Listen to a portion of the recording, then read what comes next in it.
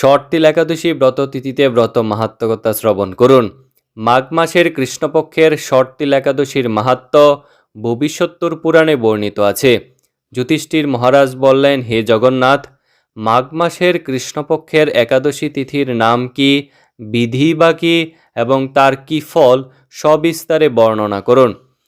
তদুত্তরে ভগবান বললেন, হে রাজন, এই একাদশী শর্তিলা নামে জগতে বিদিত। এক সময় দালব্য ঋষি মুনিশ্রেষ্ঠ পুলস্তকে জিজ্ঞাসা করেন, মর্তলোকে মানুষেরা বিভিন্ন রকম পাপকর্ম দ্বারা নরকে গমন করে, যাতে তারা নরকগতি থেকে রক্ষা পায় তা যথাযথভাবে আমাকে উপদেশ করুন। অনায়াসে সাধন করা যায় এমন কোনো কাজের মাধ্যমে যদি তাদের এই পাপ থেকে উদ্ধারের কোনো উপায় থাকে তবে তা বলুন। ঋষি পুলস্ত বললেন, হে মহাভাগ, তুমি একটি গোপনীয় উত্তম বিষয়ের প্রশ্ন করেছ। মাঘ মাসে শুচি, জিতেন্দ্রিয়, কাম, ক্রোধ আদি শূন্য হয়ে স্নানের পর সর্বদেবেশ্বর শ্রীকৃষ্ণের পূজা করবে। পূজাতে কোনো বিঘ্ন ঘটলে কৃষ্ণনাম স্মরণ করবে। রাত্রিতে অর্চনান্তে হোম করবে। তারপর চন্দন ও ঘুরু, কর্পূর ও শর্করা ইত্যাদি দ্বারা নৈবেদ্য প্রস্তুত করে ভগবানকে নিবেদন করবে। কুষ্মাণ্ড, নারকেল অথবা 100 গুবাক দিয়ে অর্ঘ্য প্রদান করবে। কৃষ্ণ কৃষ্ণ কৃপালুস্তম গতিনাম গতির ভব ইত্যাদি মন্ত্রে শ্রীকৃষ্ণের পূজা করতে হয়।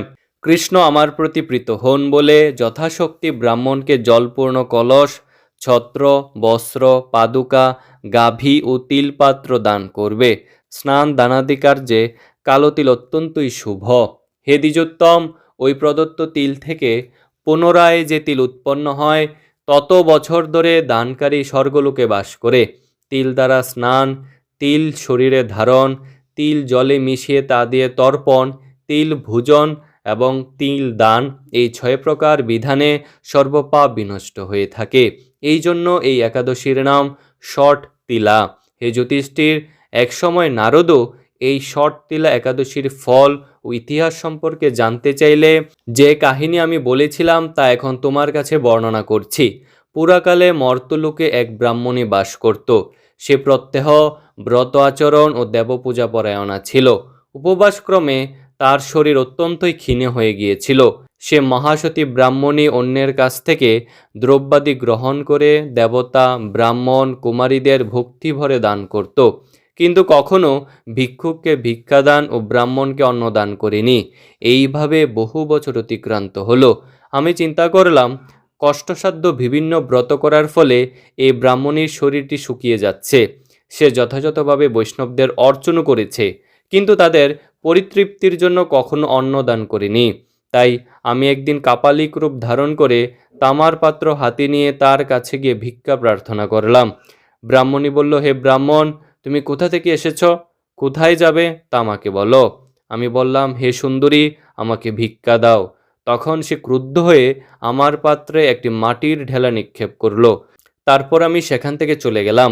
বহুকাল পরে সেই ব্রাহ্মণী ব্রত প্রভাবে সশরীরে স্বর্গে গমন করল। মাটির ঢেলা দানের ফলে একটি মনোরম গৃহ সে প্রাপ্ত হলো। কিন্তু হে নারদ, সেখানে কোনো ধান ও চাল কিছুই ছিল না। গৃহশূন্য দেখে মহাক্রোধে সে আমার কাছে এসে বলল, আমি ব্রত, কৃষ্ণসাধন, উপবাসের মাধ্যমে নারায়ণের আরাধনা করেছি। এখন হে জনার্দন, আমার গৃহে কিছুই দেখছি না কেন? হে নারদ, তখন আমি তাকে বললাম, তুমি নিজ গৃহে দরজা বন্ধ করে বসে থাকো। মর্তলোকের মানবী সশরীরে স্বর্গে এসেছে শুনে দেবতাদের পত্নীরা তোমাকে দেখতে আসবে, কিন্তু তুমি দরজা খুলবে না। তুমি তাদের কাছে শর্তিলা ব্রতের পুণ্যফল প্রার্থনা করবে। যদি তারা সেই ফল প্রদানে রাজি হয় তবেই দরজা খুলবে। এরপর দেবপত্নীরা সেখানে এসে তার দর্শন প্রার্থনা করল। শর্তিলা ব্রতের ফল পেলেই কেবল সেই মানবী দর্শন দেবেন জেনে তাদের মধ্যে এক দেবপত্নী তার শর্তিলা ব্রতজনিত পুণ্যফল তাকে প্রদান করল। তখন সে ব্রাহ্মণী দিব্যকান্তি বিশিষ্টা হলো এবং তার গৃহ ধন ধান্যে ভরে গেল।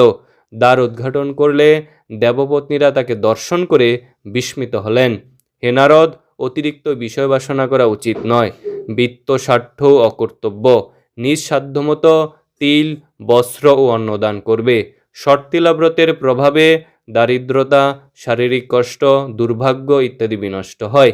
এই বিধি অনুসারে তিলদান করলে মানুষ অনায়াসে সমস্ত পাপ থেকে মুক্ত হয়। হরে কৃষ্ণ।